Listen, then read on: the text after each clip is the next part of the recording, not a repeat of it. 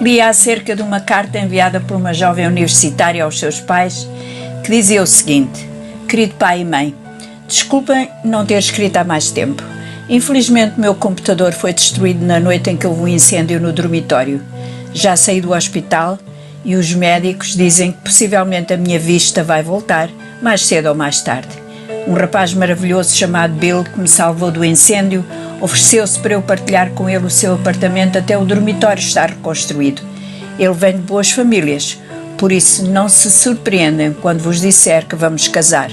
De facto, vocês sempre desejaram ter netos, por isso quero dizer-vos também que estou grávida e no próximo mês sereis avós. PS na carta. Não liguem a esta carta porque fez parte de um trabalho que tinha que escrever para uma aula. Não houve incêndio, não estive no hospital, não estou grávida, não tenho namorado, mas tive uma nota má em francês e chumbei em química e só queria ter a certeza que recebiam estas notícias na perspectiva certa. Ora bem, realmente, a nossa perspectiva das coisas muda tudo, faz toda a diferença e influencia a maneira como respondemos aos nossos problemas no trabalho, na nossa saúde, etc. O apóstolo Paulo escreveu aos crentes em Roma dizendo que podemos regozijar-nos nas tribulações, sabendo que a tribulação produz a perseverança um caráter aprovado e o caráter a esperança. Ou seja, é uma cadeia de produção. Os problemas têm propósito. As nossas lutas e dificuldades têm valor. É muito mais fácil suportar os problemas quando sabemos que eles têm propósito. E vamos por isso refletir um pouco sobre esta linha de produção. O sofrimento produz perseverança. As nossas tribulações são de vária ordem. Desde as tentações da nossa própria carne, circunstâncias adversas criadas pelo mundo em que vivemos, sofrimentos causados até por outros e, embora em si não sejam desejáveis, ainda assim podemos considerá-los como meios de graça na nossa vida. Porque a palavra grega para perseverança literalmente é capacidade para aguentar pressão. Ser capaz de ficar lá, de não desistir, mas continuar. Isto é também uma graça, da qual Deus é o autor. A palavra de Deus é o meio pelo qual ela é implantada em nós e as aflições o veículo que a promove.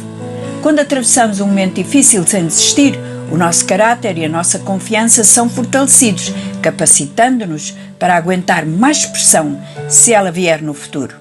Em segundo lugar, nesta linha de produção diz que a perseverança produz caráter. Fui ao dicionário ver a definição que é bem interessante. Caráter é o que distingue moral ou intelectualmente uma pessoa da outra. Força de alma, firmeza moral, coerência nos atos. E este termo ocorre 6 ou 7 vezes na Bíblia e significa biblicamente alguém que é provado ser de confiança. A perseverança ou paciência, ao ser exercida em nossa vida, aumenta o estoque e o fundo do nosso caráter. Caráter não tem a ver com o que sabemos em termos de informação, mas com o que experimentamos em termos do amor de Deus, da sua fidelidade em cumprir as suas promessas, em capacitar-nos para aguentar coisas que nunca pensámos ser capazes de aguentar, em mostrar-nos a nossa fraqueza e fragilidade para nos conservar humildes e gratos. Não tem apenas a ver com a determinação da nossa vontade, mas com a confiança em Deus e na aceitação da sua vontade, confiados na sua sabedoria, bondade e fidelidade. Deus usa os problemas da nossa vida para produzir em nós caráter. E olhe, o caráter produz esperança.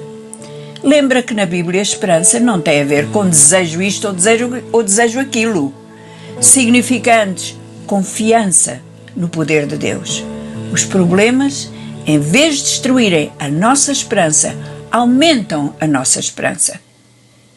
É de suma importância que entendamos este facto.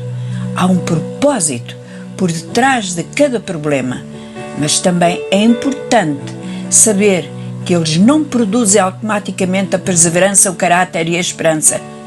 Poderás até pensar em pessoas que passaram dificuldades e nada de positivo se produziu em suas vidas. Pelo contrário, ficaram amargas, zangadas e tensas, e o apóstolo Tiago é um eco de Paulo ao ensinar sobre este assunto, tendo por motivo de grande gozo o passardes por várias tribulações.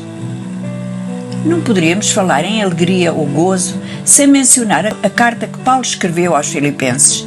Nesta pequena carta, 19 vezes Paulo fala de gozo e regozijo. Sabes com certeza que Paulo escreveu esta carta quando estava na prisão. E normalmente não pensamos na prisão como um lugar produtor de alegria, mas Paulo tinha aprendido a estar contente em qualquer situação e a sua alegria não dependia das circunstâncias. Nós podemos ser gozosos em tempos duros, porque há sempre esperança e porque o propósito de Deus é sempre maior que os nossos problemas. Como precisamos que o Senhor nos ensine em cada dia a ter a atitude correta diante dos problemas que enfrentamos. Ele está pronto a ajudar-nos e a levar-nos para esta linha de produção maravilhosa.